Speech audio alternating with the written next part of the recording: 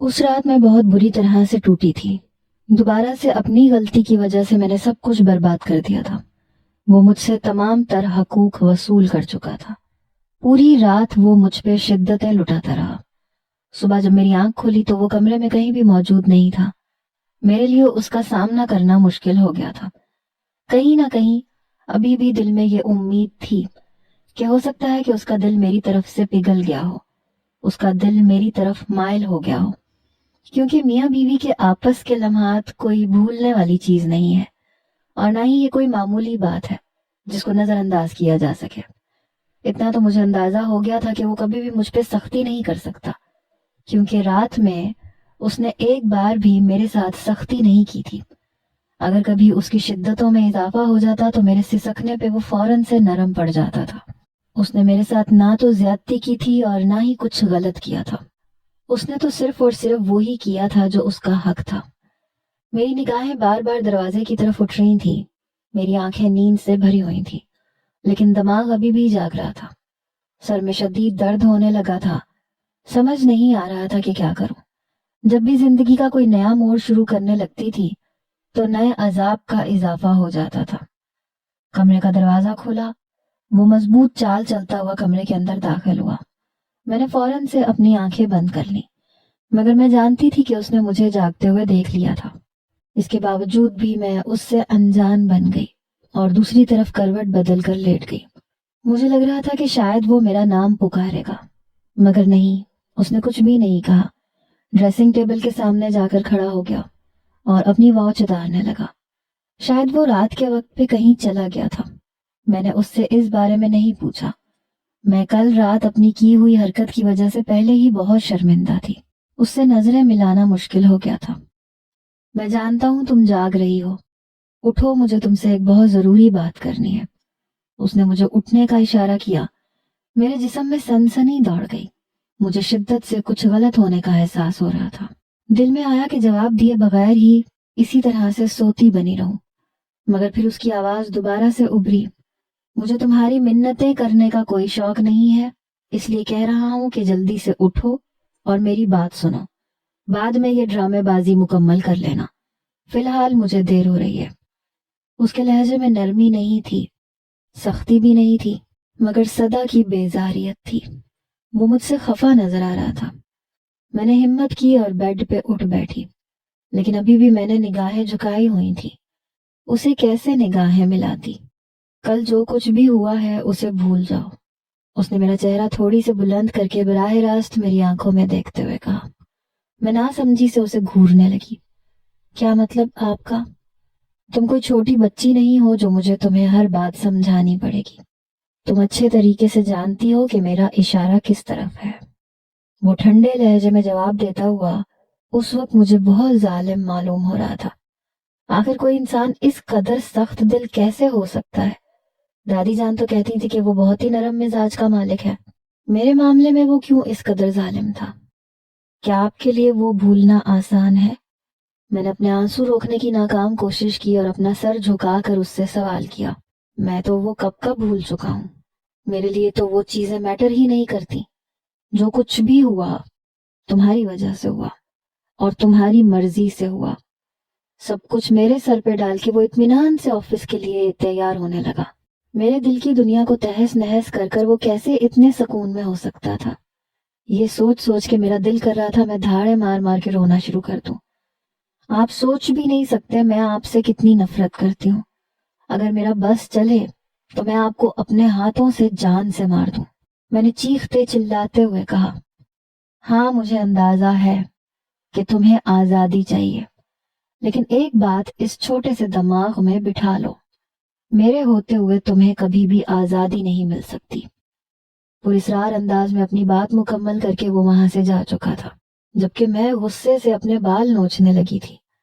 مجھے ہر چیز زہر لگ رہی تھی، ہر کسی سے نفرت محسوس ہو رہی تھی، یہاں تک کہ مجھے اپنے وجود سے بھی گھن آ رہی تھی۔ کافی دیر میں شاور کے نیچے کھڑی روتی رہی۔ دادی جان اور حویلی کے افراد نے بھی میرے معاملات میں دخل اندازی کرنا چھوڑ دی تھی، کیونکہ یہ سب کچھ سکندر خان کو پسند نہیں تھا۔ ایک بہت ہی امپورٹنٹ بزنس پروجیکٹ تھا جسے اس نے ہر حال میں ڈیل کرنا تھا۔ اس سلسلے میں وہ کشمیر جا رہا تھا۔ میں اس کے کپڑے پیک کر رہی تھی، قریب ہی میری کزن بھی کھڑی تھی۔ وہ مجھ سے چھوٹے چھوٹے سوالات کر رہی تھی۔ میں نے خدا کا لاکھ لاکھ شکر ادا کیا کہ وہ یہاں سے جا رہا ہے، چلو اس کی غیر موجودگی میں تھوڑا سا ٹائم سکون میں گزر جائے گا۔ میں نے فیصلہ کیا تھا کہ میں اپنی نانی جان کے گھر پہ جاؤں گی، وہاں پہ 2-3 دن گزاروں گی تاکہ میرا دماغ تھوڑا سا سکون میں آ جائے۔ میں اس کی پیکنگ کر کے فارغ ہو چکی تھی۔ میں بیڈ پہ جا کے بیٹھی ہی تھی کہ وہ بھی کمرے میں داخل ہو گیا۔ اس نے میری کزن کو وہاں سے نکلنے کا اشارہ کیا۔ بیگ کے اوپر ایک نظر ڈال کے اس نے ابرو اچکائے۔ میرا دل دھک دھک کر رہا تھا۔ مجھے لگ رہا تھا شاید سردار صاحب کی شان میں دوبارہ سے کوئی گستاخی ہو گئی ہے۔ میں اپنی غلطی تلاش کر رہی تھی مگر مجھے کچھ بھی سمجھ میں نہیں آ رہا تھا۔ تمہارا بیگ کہاں پہ ہے؟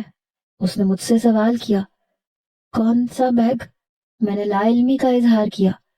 میں گڑبڑا گئی۔ مجھے لگا تھا آپ اکیلے جا رہے ہیں۔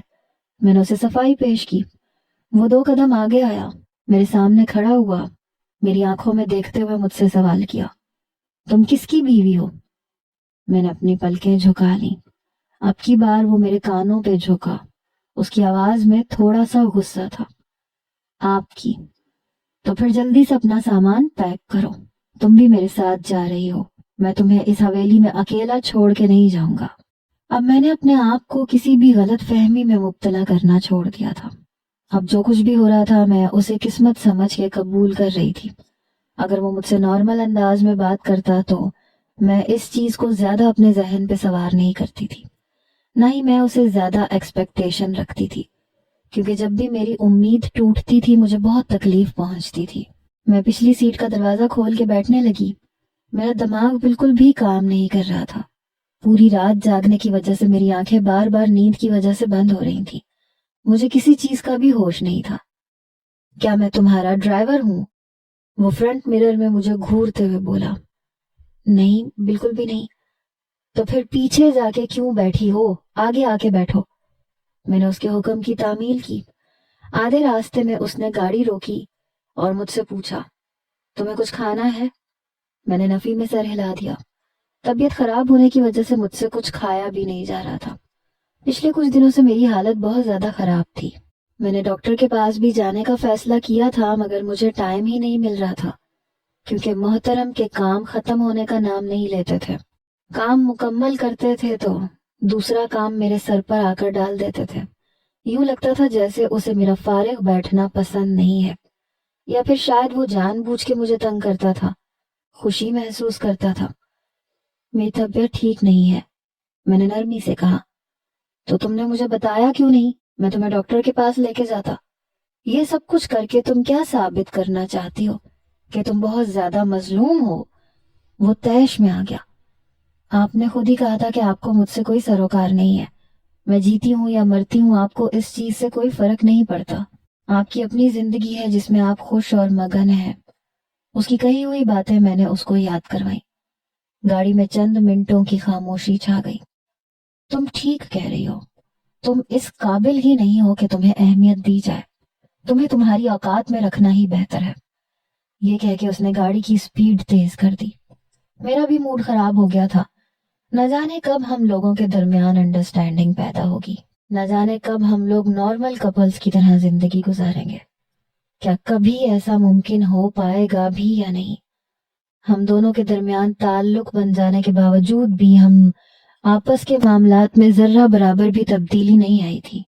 وہ ویسے ہی مجھ سے نفرت کرتا تھا اور میں بھی اسی طرح سے اپنے دل میں اس کے لیے خار رکھے ہوئے تھی۔ میں اپنی انا تو اس پر وارنے کے لیے تیار ہی نہیں تھی۔ مجھے لگتا تھا کہ زیادہ غلطیاں اس کی ہیں۔ اس نے مجھ پہ ہاتھ اٹھایا تھا، مجھے تکلیفیں پہنچائی تھیں، مجھے ذہنی تکلیف دی تھی، اور پھر میری اجازت کے بغیر وہ سب کچھ کیا تھا۔ میں کیسے اس کے سامنے جھک سکتی تھی؟ معافی تو اس کو مانگنی چاہیے تھی۔ یہی سوچ کر ہی میں ہمیشہ ایک قدم پیچھے رہتی تھی۔ وہ شخص بھی آگے بڑھنے کے لیے تیار نہیں تھا۔ نہ جانے ہمارے اس رشتے کا کیا انجام ہونے والا تھا۔ اس دن بڑے عرصے کے بعد میں نے اپنی اماں جان سے کال پہ بات کی۔ جیسے ہی میں نے ان کی آواز سنی میں نے پھوٹ پھوٹ کے رونا شروع کر دیا۔ مجھے امی کے رونے کی آواز بھی سنائی دے رہی تھی۔ انہوں نے مجھے بتایا کہ کل ہی انہوں نے ایک بہت برا خواب دیکھا ہے۔ انہوں نے میرے حوالے سے دیکھا تھا کہ میں بہت تکلیف میں ہوں، तड़प रही हूँ, चीखते हुए उन्हें पुकार रही हूँ और एक अंधेरी जगह पे बंद हूँ जहाँ पे मेरे अलावा कोई भी मौजूद नहीं है। उन्होंने मुझसे पूछा, तुम ठीक तो हो? तुम अपनी जिंदगी में खुश तो हो? अपने आंसू बेदर्दी से साफ करते हुए, अपने लहजे को नॉर्मल रखते हुए मैंने उनको जवाब दिया, जी मैं बहुत खुश हूँ, बहुत मसरूफ हो गई हूँ अपनी जिंदगी में।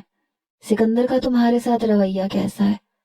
उन्होंने जब मुझसे ये सवाल किया तो आंसुओं का फंदा मेरे गले में अटक गया। उनको क्या बताती कि वो धूप छाऊं जैसा शख्स मेरी समझ से बिल्कुल बाहर था। अब तो मैंने उसे समझने की कोशिश भी तर्क कर दी थी। वो भी बहुत अच्छे हैं, मुझसे बहुत मोहब्बत करते हैं, मेरा बहुत ख्याल रखते हैं, मेरी हर जरूरत मेरे मुंह से निकलने से पहले पूरी कर देते हैं। अभी भी उन्हीं के साथ घूमने के लिए कश्मीर आई हुई हूँ। लेकिन तुम्हारी दादी जान तो मुझे कुछ और ही बता रही थी। अरे दादी जान की बातों पे क्यों यकीन करती हैं? मैं आपको कह रही हूँ ना कि सब ठीक है और मैं अपने शौहर के साथ बहुत खुश हूँ। अम्मी यहाँ पे नेटवर्क का थोड़ा सा इशू है, मैं आपसे बाद में बात करती हूँ। कॉल काट के मैं वहीं जमीन पे बैठ गई। दिल था कि गम से फटा जा रहा था। उस वक्त मैं अपनी हवेली से थोड़े फासले पे आई हुई थी। ये इलाका भी मेरे शौहर ही के नाम था। वो एक बहुत बड़ा बाग था। थोड़े फासले पे एक ग्राउंड भी था जहाँ पे छोटे बच्चे खेल रहे थे। मुझे अंदाजा ही ना हो सका कब एक बच्चा मेरे पास आया। उसने मेरे कंधे पे हाथ रखा। निगाहें उठाई तो वो 9 या 10 साल का बच्चा था। उसने अपने नन्हे नन्हे हाथों से मेरे आंसू साफ किए। मुझे कहा, आंटी फिक्र मत करो, सब कुछ ठीक हो जाएगा। मैंने एक झटके से उसे अपने गले से लगा लिया। उस वक्त मुझे किसी कंधे की तलाश थी, चाहे वो किसी छोटे से बच्चे का ही क्यों ना होता। मैं बहुत ज्यादा तकलीफ में थी। मैं एक मर्द की नापसंदीदा औरत थी, अपने शौहर की नापसंदीदा औरत। ये ख्याल हर वक्त ही मुझे किसी बिच्छू की तरह से डसता रहता था। तुम यहाँ पे क्या कर रही हो? अचानक ही शौहर की आवाज सुन के मैं अपनी जगह से उठ खड़ी हुई। अपने आंसू मजबूती से साफ किए, अपने बैग में से मैंने उस बच्चे को पैसे निकाल के दिए और उसके बालों में हाथ फेरा। वो वहां से खुशी से उछलता उछलता चला गया। वो कुछ भी नहीं, मैं बस यहाँ अम्मी से बात करने के लिए। तुम बात करने के लिए हवेली की छत पे भी जा सकती थी, फिर यहाँ पे आने की क्या जरूरत थी? क्या तुम्हें आवारा गर्दी करने की पड़ी रहती है?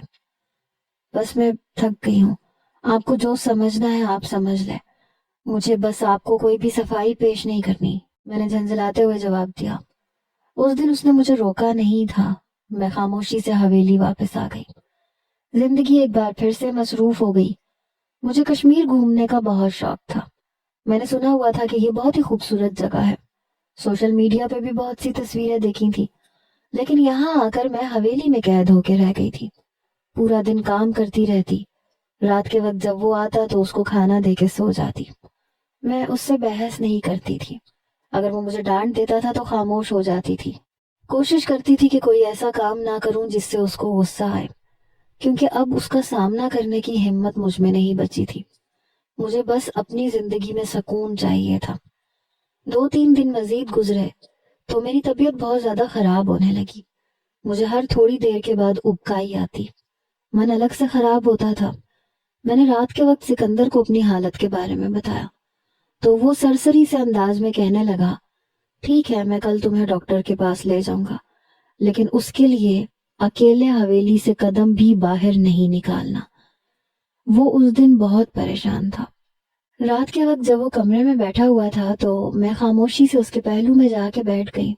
मुझे उम्मीद नहीं थी वो अपना सर मेरे कंधे पे रख देगा। वो मेरे बालों में अपना मुंह छुपाने लगा।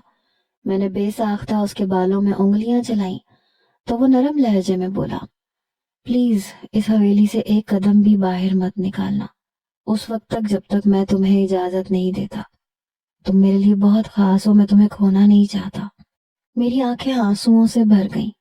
मैं कैसे उसकी बातों पे यकीन कर सकती थी, जिसने मेरे साथ ताल्लुक बनाने के बाद सुबह को साफ साफ कह दिया कि रात में जो कुछ भी हुआ उसे भूल जाओ। अब अगर वो दोबारा से मुझसे ये सब कुछ भूलने के लिए कह देता तो इससे अच्छा था कि मैं खुद ही उसकी बात को नजरअंदाज कर जाती। मेरी तबीयत ठीक नहीं है, अजीब हालत हो रही है। میں نے میڈیسن بھی لی ہے مگر کوئی فرق نہیں پڑا۔ حویلی کی ایک ملازمہ کو جب میں نے اپنی حالت کے بارے میں بتایا تو اس نے جو خبر مجھے سنائی اس پہ یقین کرنا بہت مشکل تھا۔ اس نے مجھ سے کہا کہ میڈم صاحبہ ہو سکتا ہے آپ امید سے ہوں۔ میرے گال دہکنے لگے، دل کی حالت بھی بدل گئی، مگر میں پہلے اس بات کو ویریفائی کرنا چاہتی تھی جس کے لیے ڈاکٹر کے پاس جانا ضروری تھا۔ ٹھیک ہے، میں کل شام کو جلدی واپس آ جاؤں گا، تمہیں خود اپنے ساتھ لے کے جاؤں گا۔ اس نے اپنا سر میری گود میں رکھ دیا۔ میں اس کے بالوں میں مسلسل انگلیاں چلا رہی تھی۔ کیا آپ مجھے معاف نہیں کر سکتے؟ میں تم سے ناراض نہیں ہوں، میں تمہیں معاف کر چکا ہوں۔ وہ گہری نیند میں ڈوبا ہوا باتیں کر رہا تھا۔ کیا آپ کو مجھ سے محبت ہے؟ میرے دل میں جو سوال کافی عرصے سے مچل رہا تھا وہ میری زبان پر آ گیا۔ ہے، اس نے نیند میں ڈوبے لہجے میں جواب دیا۔ میری آنکھیں خوشی سے چھلکنے لگی۔ کچھ آنسو اس کے چہرے پہ گرے تو وہ تھوڑا سا بے آرام ہوا۔ میں نے جلدی سے اپنی آنکھوں سے آنسو صاف کیے۔ اس کا سر بہت ہی احتیاط سے بیڈ کے اوپر رکھا اور خود اس کے کندھے پہ سر رکھ کر لیٹ گئی۔ اپنی دنیا مجھے ایک دم ہی بدلی بدلی محسوس ہونے لگی۔ یہ بات تو سچ تھی کہ وہ انسان اپنی باتوں سے میرا موڈ چینج کرنے کی صلاحیت رکھتا تھا۔ اگر وہ مجھ سے کوئی بری بات کرتا تھا تو میرے دل کی حالت خراب ہو جاتی تھی۔ اس کی ایک ذرا سی بات پر میں خوشی سے کھل اٹھتی تھی۔ صبح جب میں اٹھی تو وہ پھر سے کمرے میں موجود نہیں تھا۔ میں نے حویلی میں کال ملائی۔ کافی عرصے سے میں دادی جان سے بات نہیں کر پائی تھی۔ اس دن میں 2 گھنٹوں تک دادی سے باتیں کرتی رہی۔ انہوں نے مجھے بتایا کہ حویلی میں فرحان کی شادی ہے اور اس کے لیے تمہیں لازمی آنا ہوگا۔ میں نے ان سے کہا کہ میں شام کے وقت سکندر سے اس بارے میں بات کروں گی۔ باسم نے اس دن مجھے خود کال کی۔ وہ مجھ سے اپنے رویے کی معافی مانگ رہا تھا۔ وہ اپنے کیے پہ بہت زیادہ شرمندہ تھا۔ میں نے اسے بغیر کچھ کہے معاف کر دیا۔ میں جانتی تھی کہ اگر اس کی جگہ پہ میں ہوتی تو شاید میں بھی ایسا ہی کرتی۔ ماضی میں جتنی بھی تلخیاں تھیں میں انہیں بھولنے کی کوشش کر رہی تھی۔ میں نے فیصلہ کیا تھا کہ رات کے وقت اس کے لیے اپنے ہاتھوں سے کھانا بناؤں گی۔ ماضی کی ساری غلطیاں مٹانے کی کوشش کروں گی۔ اس سے اپنے کیے کی معافی مانگوں گی۔ میں نے اس کے سامنے جھکنے کا فیصلہ کر لیا تھا۔ شام کے وقت میں نے ساری تیاریاں شروع کر دی، لیکن جب تھوڑا سا وقت گزرا تو میری حالت بہت زیادہ خراب ہونے لگی۔ مجھے لگ رہا تھا میں مر جاؤں گی۔ مجھے بار بار ابکائی آ رہی تھی۔ حویلی میں کوئی میڈیسن بھی موجود نہیں تھی۔ ملازمہ نے جب میری حالت دیکھی تو پریشانی سے بولی، میڈم صاحبہ چلے میں آپ کو ہسپتال لے چلتی ہوں، ورنہ آپ کی حالت مزید خراب ہو جائے گی، کہیں ایسا نہ ہو کچھ غلط ہو جائے۔ میں نے نفی میں سر ہلایا۔ میں نے اسے بتایا کہ تمہارے صاحب کو یہ سب کچھ پسند نہیں ہے، انہوں نے مجھے سختی سے منع کیا ہوا ہے۔ میں ابھی صاحب کو فون کر کے ان سے پوچھ لیتی ہوں۔ جب وہ واپس آئی تو اس نے مسکراتے ہوئے کہا، صاحب نے اجازت دے دی ہے، اب آپ میرے ساتھ چل سکتی ہیں۔ میں چادر لے کر اس کے ساتھ ہی حویلی سے باہر نکلی۔ ڈرائیور تھوڑے ہی فاصلے پر گاڑی لے کر کھڑا ہے، آپ چلیں۔ اس نے مجھے آگے چلنے کا اشارہ کیا۔ جب میں اس بڑے سے درخت کے قریب پہنچی تو ایک کالے رنگ کی پراڈو میرے قریب آ کر رکی۔ ایسی ہی گاڑی میرے شوہر کے پاس بھی تھی۔ مجھے لگا کہ سکندر ہے، شاید وہ مجھے خود ہسپتال لے جانے کے لیے آیا ہے۔ میرے لبوں پہ دھیمی سی مسکراہٹ پھیل گئی، لیکن جب اس گاڑی سے سکندر کے بجائے دوسرا شخص نکلا تو میرے قدموں کے نیچے سے زمین نکل گئی۔ اس نے ہاتھ میں پکڑا ہوا رومال میری ناک پہ رکھا۔ میری آنکھوں کے سامنے اندھیرا چھانے لگا۔ میں لڑکھڑا کے زمین پہ گرنے ہی لگی تھی کہ کسی نے مہربان بازوؤں میں مجھے تھام لیا۔ اس کے بعد مجھے ہوش نہیں رہا۔ جب میں دوبارہ ہوش میں آئی تو میں ایک بہت بڑے کمرے میں بند تھی۔ میرے ہاتھ پاؤں رسیوں سے بندھے ہوئے تھے۔ میں نے اپنے آپ کو آزاد کروانے کی کوشش کی، میں ہلکان ہو رہی تھی۔ سامنے ایک خوبرو نوجوان کھڑا تھا۔ وہ کمال پرسنالٹی کا مالک تھا۔ میں نے اس سے چیختے ہوئے پوچھا کہ تم کون ہو؟ مجھے یہاں پہ کیوں لائے ہو؟ آخر تم مجھ سے کیا چاہتے ہو؟ مجھے تمہاری ذات میں کوئی دلچسپی نہیں ہے، وہ طنزیہ انداز میں مسکراتے ہوئے بولا تھا۔ تمہیں یہاں پہ صرف اور صرف تمہارے شوہر کی وجہ سے لایا ہوں، کیونکہ تم اس کی کمزوری ہو، اور اب تمہیں استعمال کر کے میں اس سے اپنے سارے مطلب نکلواؤں گا۔ اسے کیا لگا تھا کہ تمہیں آسانی سے حویلی سے نکال کر یہاں پر لے آئے گا اور مجھے اس بارے میں علم بھی نہیں ہو پائے گا۔ اب جب تک زمینوں کے کاغذات وہ میرے حوالے نہیں کرے گا تب تک تمہیں یہاں سے جانے کی اجازت نہیں دوں گا۔ ارے ارے، تم تو بہت تکلیف میں ہو، لیکن فکر مت کرو، یہ تکلیف تھوڑی دیر کے لیے ہے، پھر تمہاری رسیاں کھول کر میں تمہیں ایک آرام دہ جگہ پہنچا دوں گا جہاں پہ تمہارا پورا خیال رکھا جائے گا۔ اس نے واقعی تھوڑی دیر کے بعد میری رسیاں کھول دی اور مجھے وہ ایک بہت بڑے کمرے میں لے آیا۔ مجھے دوبارہ سے ابکائی آئی، میں بھاگی ہوئی واش روم میں گئی، میری حالت پھر سے خراب ہونے لگی۔ اس نے ڈاکٹر کو بلایا تھا اور جو خبر مجھے ملی تھی اس کے بعد میں اس آدمی سے نظریں بھی نہیں ملا پا رہی تھی۔ مجھے اس سے بہت ڈر لگ رہا تھا۔ ارے ارے، اس کا مطلب یہ ہے کہ اب اس کو زیادہ فکر کرنی چاہیے، کیونکہ اس کی بیوی کے ساتھ ساتھ اس کا بچہ بھی ہمارے قبضے میں ہے۔ اس نے ذرا سی بھی غلطی کی تو دونوں کو نقصان ہو سکتا ہے۔ میں جانتی تھی کہ سکندر اس وقت بہت تکلیف میں ہوگا اور اس وقت اس کو مجھ پہ بہت غصہ آ رہا ہوگا، مگر میں کیا کرتی؟ میں خود اس کی ملازمہ کے ہاتھوں بے وقوف بن گئی تھی۔ مجھے تو اندازہ بھی نہیں تھا کہ وہ شہریار کے ساتھ ملی ہوئی ہے۔ رات کے وقت سکندر کی کال آئی تو میں نے شہریار کے ہاتھوں سے موبائل جھپٹ لیا۔ میری آواز سن کے وہ بے چینی سے بولا، تم ٹھیک تو ہو؟ اس ذلیل انسان نے تمہیں تکلیف تو نہیں پہنچائی؟ میں ٹھیک ہوں، پلیز مجھے یہاں سے لے جائیں، مجھے یہاں پہ نہیں رہنا، میں نے روتے ہوئے سسکتے ہوئے کہا تھا۔ تم فکر مت کرو، بہت جلد میں تمہارے پاس آ جاؤں گا، تم ہر طرح کی ٹینشن اپنے ذہن سے نکال دو، میرے ہوتے ہوئے کوئی تمہارا کچھ بھی نہیں بگاڑ سکتا۔ اس کے بعد نہ جانے اس نے شہریار سے کون سی باتیں کی، مجھے اس بارے میں معلوم نہیں تھا کیونکہ شہریار موبائل لے کر کمرے سے جا چکا تھا۔ اگلے کچھ دن میں نے اسی کمرے میں قید رہ کے گزارے۔ مجھے وہاں پہ تقریباً 3 دن گزر چکے تھے، مگر ابھی تک میرا شوہر مجھے لینے کے لیے نہیں آیا تھا۔ مجھے سمجھ نہیں آ رہی تھی کہ میں کیا کروں، کیسے یہاں سے نکلوں۔ صبح کے وقت ایک بار کمرے کا دروازہ کھلتا تھا، ملازمہ مجھے ناشتہ دیتی، دوبارہ کمرے کا دروازہ رات کے کھانے پہ کھلتا تھا۔ ایک رات میں اپنے کمرے میں لیٹی آرام کر رہی تھی، آنے والے وقت کے بارے میں سوچ رہی تھی، جب دروازہ کھلنے کی آواز سنائی تھی۔ اس بار کسی نے دستک نہیں دی تھی، ورنہ جو بھی میرے کمرے میں آتا تھا وہ پہلے دستک دے کر مجھ سے اجازت لیتا تھا، اور اگر میں اجازت دیتی تھی تبھی کوئی اندر آتا تھا۔ وہ لڑکی میں نے زندگی میں پہلی بار دیکھی تھی۔ میڈم صاحبہ، جلدی سے میرے ساتھ چلیں، صاحب جی کا حکم ہے آپ کو حفاظت سے یہاں سے نکالنا ہے، اگر ہم پکڑے گئے تو ہم دونوں مارے جائیں گے۔ کس صاحب کی بات کر رہی ہو تم؟ میں نے اس سے جذباتی ہو کے سوال کیا۔ سکندر صاحب کی بات کر رہی ہوں میں، انہوں نے مجھے یہاں بھیجا ہے۔ یہ سن کے میری آنکھوں میں خوشی کے مارے آنسو آ گئے۔ وہ انسان مجھ سے واقعی سچی محبت کرتا تھا۔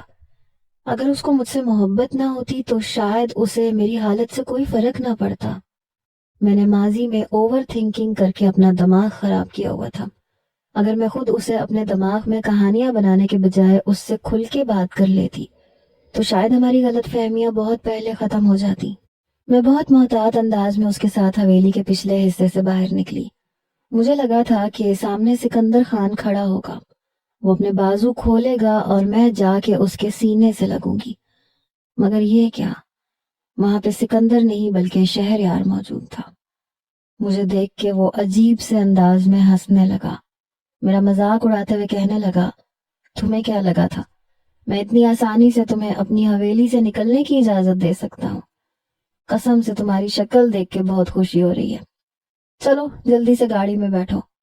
اصل میں تمہارے شوہر کو تمہاری یہاں موجودگی کا علم ہو گیا تھا اور اب وہ بہت سی فورسز لے کر یہاں پہنچ رہا ہے، تو میں اس سے پہلے یہاں سے لے کر تمہیں نکلنے والا ہوں۔ میں نے بھی بھاگنے کی کوشش نہیں کی تھی، مگر شہریار نے مجھے اپنے کندھوں پہ اٹھا لیا اور زور سے گاڑی میں پھینکا۔ میرے پیٹ میں اچانک سے درد اٹھا جسے میں نے بڑی تکلیف سے برداشت کیا۔ ایک تو میری حالت بھی ایسی نہیں تھی کہ میں زیادہ سفر کر سکتی، اور اوپر سے ٹینشن کی وجہ سے میری طبیعت بار بار خراب ہو رہی تھی۔ میں دل ہی دل میں اللہ تعالیٰ سے دعائیں کر رہی تھی کہ کوئی معجزہ ہو جائے، سکندر خان مجھ تک پہنچ جائے اور میری اس ذلیل انسان کے ہاتھوں سے جان بچ جائے۔ مجھے اب کی بار اس کے ارادے ٹھیک نہیں لگ رہے تھے۔ یہ بات اس نے اپنے منہ سے کہی تھی کہ جب اتنی خوبصورت عورت میں نے اپنے پاس رکھی ہوئی ہے تو اس کی تعریف نہ کرنا سراسر زیادتی ہے۔ تم میرے ساتھ چلو، اس بار میں تمہاری کھل کے تعریف کروں گا، تمہیں سراہوں گا اور تمہیں وہ محبت دوں گا جس کی تم حقدار ہو۔ یہ سن کر میرا دل بری طرح سے خراب ہو رہا تھا۔ گاڑی میں ابھی بھی وہ فرنٹ میرر سے بار بار میرا چہرہ دیکھ رہا تھا۔ اس کی آنکھوں کا رنگ بھی بار بار بدل رہا تھا۔ تم جو کچھ بھی کہو گے میں تمہیں دینے کے لیے تیار ہوں، وہ سارے کاغذات میں خود تمہارے پاس لے کر آؤں گی، تم صرف اور صرف مجھے چھوڑ دو۔ تمہیں کیا میں شکل سے بے وقوف نظر آتا ہوں؟ وہ ہنستے ہوئے مجھ سے سوال کرنے لگا۔ گاڑی بیچ سڑک میں جا کر رک گئی کیونکہ سامنے پولیس کی گاڑی تھی۔ میں نے گاڑی سے باہر نکلنے کی کوشش کی مگر اس نے میرا ہاتھ مضبوطی سے پکڑ لیا اور مجھے اپنے ساتھ لے کر ہی باہر آیا۔ اس نے پسٹل میرے سر پہ رکھا ہوا تھا، وہاں پہ موجود پولیس کو دھمکی دے رہا تھا کہ اگر تم لوگوں نے ایک قدم بھی آگے بڑھایا تو میں اس لڑکی کو جان سے مار دوں گا۔ اس کے وہم و گمان میں بھی نہیں تھا کہ سکندر خان اتنی آسانی سے ہم دونوں تک پہنچ جائے گا۔ پچھلے چند دنوں میں سکندر خان اس کے خلاف ثبوت تلاش کر رہا تھا۔ اتنا تو اسے اندازہ تھا کہ وہ میرے پاس آنے سے پہلے 1000 بار سوچے گا۔ سکندر اکیلے اس سے نمٹنا نہیں چاہتا تھا بلکہ وہ اس میں قانون کو بھی شامل کرنا چاہتا تھا۔ اس طرح سے مجھے حاصل کرنے کے چانسز کافی حد تک بڑھ گئے تھے۔ میری بیوی سے دور ہو جاؤ ورنہ مجھ سے برا کوئی بھی نہیں ہوگا، سکندر غراتے ہوئے بولا تھا۔ پولیس آفیسر نے اسے اشارے سے خاموش ہونے کا اشارہ کیا۔ دیکھو میری بات سنو، اگر تم اس عورت کو چھوڑ دیتے ہو تو تمہاری سزا میں کسی حد تک کمی ہو جائے گی، لیکن اگر تم نے اس کو نہیں چھوڑا میں اسے کسی صورت بھی آزاد نہیں کروں گا، اس نے حلق کے بل چلاتے ہوئے کہا۔ اسی وقت ایک گولی چلی جو اس کے کندھے پہ آ کے لگی۔ میں اس کے ہاتھوں سے نکلتی ہوئی فوراً پیچھے کی طرف بھاگی۔ اس نے مجھ پہ گولی چلانے کے بجائے سکندر کے کندھے پہ گولی ماری۔ اس سے پہلے کہ وہ اسے دوسری گولی مارتا فورسز نے اسے کنٹرول کر لیا، جبکہ میری آنکھیں پھٹی کی پھٹی رہ گئی تھی۔ سکندر کے کندھے سے اس وقت تیزی سے خون بہہ رہا تھا۔ میں نے اس کی طرف بڑھ کے اسے سنبھالنے کی کوشش کی مگر اس سے پہلے میری آنکھوں کے سامنے اندھیرا چھانے لگا۔ میں خود بے ہوش ہو گئی۔ مجھے جب ہوش آیا تو میں ہسپتال کے کمرے میں موجود تھی۔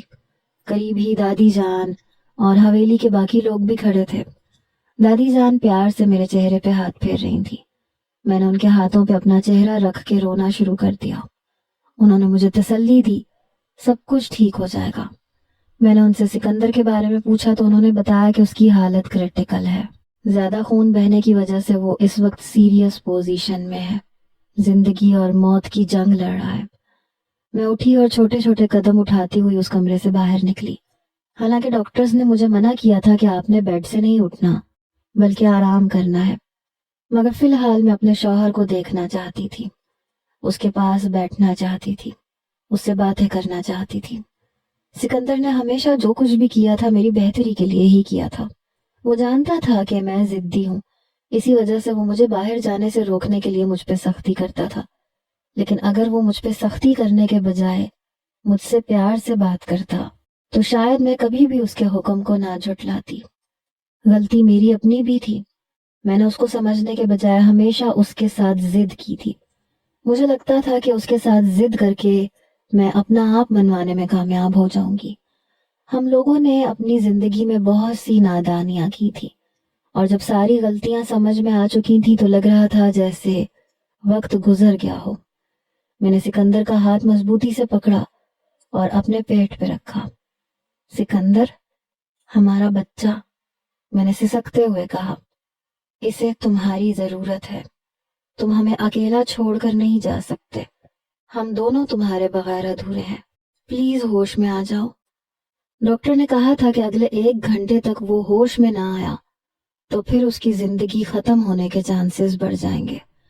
میں بیٹھی اس سے معافیاں مانگ رہی تھی، اس سے شکوے شکایات کر رہی تھی، جب اچانک ہی اس کا ہاتھ ہلکا سا ہلا اور پھر اس کے وجود میں جنبش ہوئی۔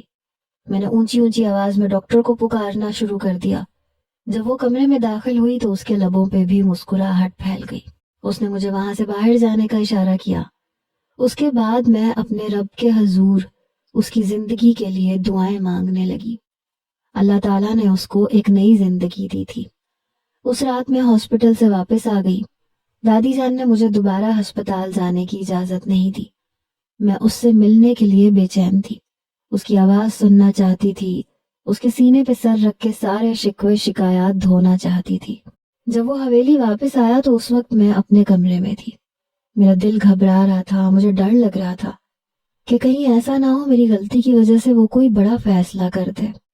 وہ جب کمرے میں آیا تو اسے دیکھ کر میں کھڑی ہو گئی۔ میں نے اپنی نگاہیں جھکا لی۔ میں وہاں پہ 3 دنوں سے تمہارا انتظار کر رہا تھا، تم ایک بار بھی مجھ سے ملنے کے لیے نہیں آئی۔ اس نے مجھ سے سب سے پہلے یہ شکوہ کیا۔ میں آپ سے ملنا چاہتی تھی مگر، یہ کہہ کے میں نے اپنے پیٹ پہ ہاتھ رکھا۔ اس کے لبوں پہ دھیمی سی مسکراہٹ پھیل گئی۔ وہ چھوٹے قدم اٹھاتا ہوا میرے پاس آیا۔ میں پھر سے رونے لگی۔ اس نے اپنے ہاتھوں سے میرے آنسو صاف کیے۔ جو کچھ بھی ہوا بھول جاؤ، میں نہیں چاہتا کہ ماضی کی چیزوں کو دہرا کر ہم اپنا حال خراب کریں۔ غلطی میری بھی ہے، مجھے تم پہ سختی نہیں کرنی چاہیے تھی، تمہیں محبت دینی چاہیے تھی۔ اگر وہی چیز میں تمہیں پیار سے سمجھاتا تو شاید تم میری باتیں مان لیتی، مگر اس چیز کا احساس مجھے بہت بعد میں جا کر ہوا۔ اس وقت تک پانی سر کے اوپر سے گزر چکا تھا۔ تب میں نے اس سے اس شخص کے بارے میں پوچھا جس نے مجھے اغوا کیا تھا۔ سکندر نے مجھے بتایا کہ وہ پہلے اس گاؤں کا سردار تھا، اور جن زمینوں کی وہ بات کر رہا تھا وہ سکندر کے دادا اس کے دادا سے خرید چکے تھے، مگر اب وہ زمینیں دوبارہ حاصل کرنا چاہتا تھا، لیکن سکندر نے دینے سے انکار کر دیا۔ اس وجہ سے اس نے یہ قدم اٹھایا، لیکن اب وہ جیل کی سلاخوں کے پیچھے موجود ہے۔ اس رات میں دیر تک سکندر سے باتیں کرتی رہی۔ میری جتنی بھی غلطیاں تھیں میں نے ان سب پر سکندر سے معافی مانگ لی۔ میں اس کے سامنے جھک گئی تھی۔ میں نے انا کا سر بلند نہیں کیا تھا۔ اپنے پسندیدہ شخص کے لیے میں کیسے اپنے دل کو پتھر کا بنا سکتی تھی؟ مجھے اپنا گھر برباد نہیں کرنا تھا، بلکہ اپنا گھر بسانا تھا۔ اس کے لیے اگر مجھے جھکنا پڑتا تو مجھے منظور تھا۔